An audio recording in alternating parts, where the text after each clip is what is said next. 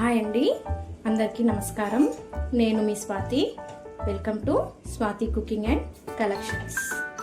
ఈరోజు రెసిపీ వచ్చేసి పొట్లకాయ కర్రీ చేశానండి.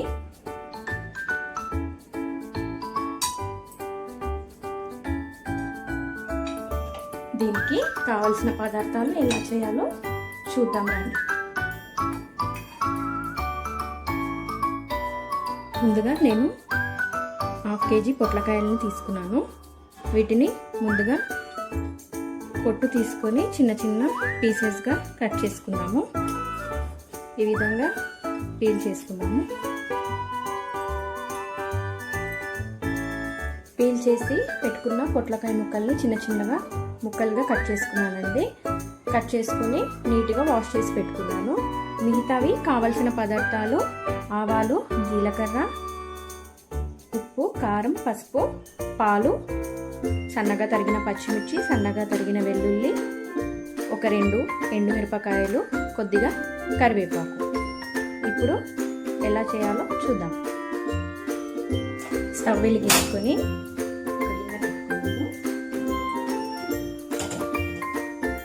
ఇది కొంచెం హీట్ అయ్యాక ఆయిల్ వేసుకున్నామండి. వేడైందండి. ఇప్పుడు 2 స్పూన్ల వరకు ఆయిల్ వేసుకుంటున్నాను.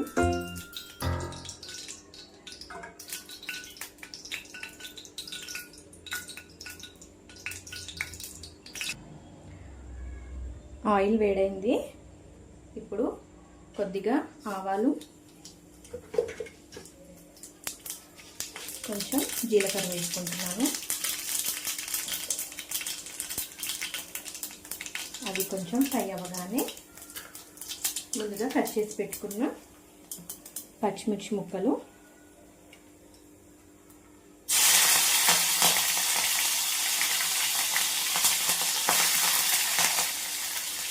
అలాగే సన్నగా తరిగిన వెల్లుల్లిపాయలు,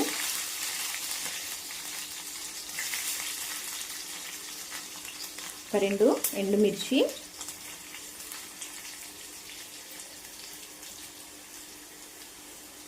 కొద్దిగా కరివేపాకు వేసుకున్నాము.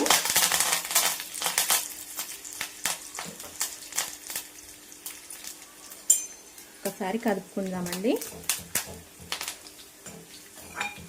పొట్లకాయ కర్రీని చేసుకోవడం చాలా ఈజీ అండి.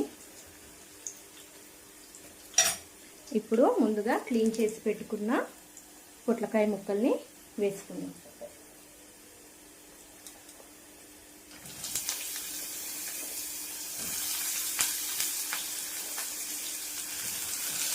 వీటిలో వాటర్ శాతం ఎక్కువ ఉంటుంది కాబట్టి మనకి వాటర్ వేయాల్సిన అవసరం ఉండదు. కొద్దిగా నేను ఈ కర్రీలో పాలు యాడ్ చేసి చేస్తున్నాను. వాటర్కి బదులు పాలు యాడ్ చేసుకోవచ్చు.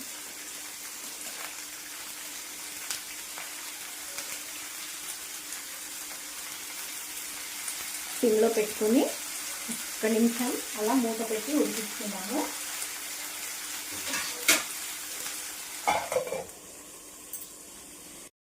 ఒకసారి మూత తీసి చూసుకుందామండి. వాటర్ రిలీజ్ అవుతుంది కదా. ఇప్పుడు ఇందులో కొద్దిగా పసుపు వేసుకుందాం. కూరగాయల్లో పొట్లకాయ కూరని చాలామంది ఇష్టపడరు, కానీ ఈ పొట్లకాయలో ఆరోగ్య లాభాలు తెలిస్తే అస్సలు వదిలిపెట్టరండి. ఇందులో ఫైబర్ అధికంగా ఉండటం వల్ల త్వరగా జీర్ణమవుతుంది. అధిక బరువుతో ఉన్నవాళ్ళు కూడా బరువు తగ్గుతారు. కాలేయ సమస్యలు ఉన్న వాళ్ళకు కూడా కాలేయం శుభ్రపడుతుంది. కాల్షియం అధికంగా ఉండడం వల్ల ఎముకలు బలంగా మారుతాయి. మెగ్నీషియం సరిపడా శరీరానికి అంది మంచిగా నిద్రపడుతుంది. అలాగే శరీరానికి ఐరన్ అంది రక్తహీనత సమస్య కూడా తొలగుతుంది. పొట్లకాయ కూరని బీరకాయ, సోరకాయ కూరలు వండినట్టుగానే చాలా సులభంగా వండుకోవచ్చు. కొన్ని ఆరోగ్యానికి హాని చేసే విరుద్ధాహారాలు కూడా ఉంటాయండి ఇందులో. అయితే పొట్లకాయ కూరని గుడ్డుతో కలిపి తినకూడదని మన పెద్దలు చెప్తుంటారు.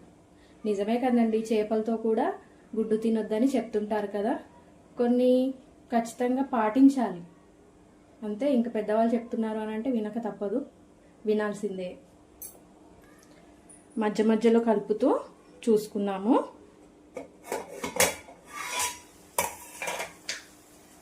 కలర్ చేంజ్ అయింది కదా, ఈ స్టేజ్లో ఉన్నప్పుడు కొద్దిగా కారం వేసుకుందాము. నేను ఒక 1/2 టీ స్పూన్ వేస్తున్నానండి, ఎందుకంటే పచ్చిమిర్చి కూడా వేసాను, ఎండుమిర్చి కూడా వేసాను కాబట్టి కొద్దిగా వేసాను. సాల్ట్ కర్రీకి సరిపడా వేస్తున్నాను. ఒకసారి కలుపుకొని మళ్ళీ మూత పెట్టి ఉడికించుకుందాం. మీలో ఎవరైనా ఈ కర్రీని ఎప్పుడూ తినలేదు అనేవాళ్ళు ఒక్కసారి కామెంట్ చేయండి. ఇలా పాలు పోసి వండడం వల్ల కర్రీ చాలా టేస్టీగా ఉంటుంది. వాటర్ అంతా ఇంకిపోయి ఆయిల్ సపరేట్ అవుతుంది కదా. ఇప్పుడు మనం పాలు వేసుకుందామండి.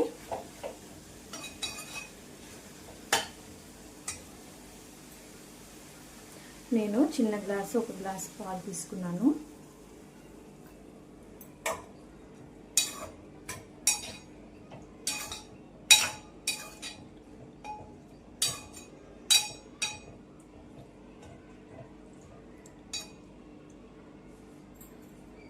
మూత పెట్టి మళ్ళీ ఒక 5 నిమిషాలు ఉడికించుకుందాము.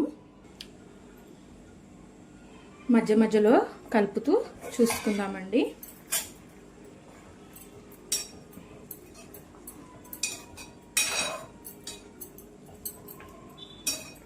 పాలు పోయడం వల్ల కర్రీ చాలా టేస్టీగా ఉంటుంది.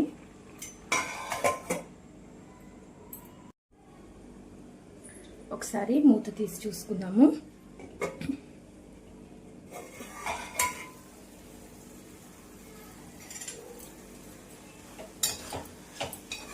పాలంతా కలిసి కూర దగ్గరికి అయ్యింది కదండి. ఇప్పుడు కొత్తిమీర వేసి స్టవ్ ఆఫ్ చేసుకుందాము.